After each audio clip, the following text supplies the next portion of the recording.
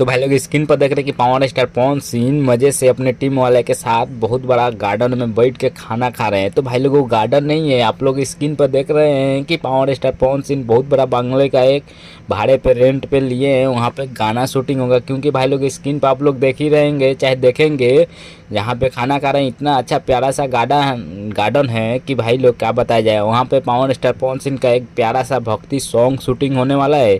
अब भाई लोग आप लोग से बता देना चाहता हूँ, जहाँ पे पहुँचे हैं वो कहीं और नहीं, मुंबई में है। अरे भाई पावर स्टार पवन सिंह मुंबई में ऐसे भी रहते हैं, वहीं पे पावर स्टार पवन सिंह के बाजू में एक गाना शूटिंग होने वाला है, नवरात्र का सॉन्ग है। अब भाई लोग आप लोग स्क्रीन पर देख ही रहे हैं कितना बड़ा गार्डन था।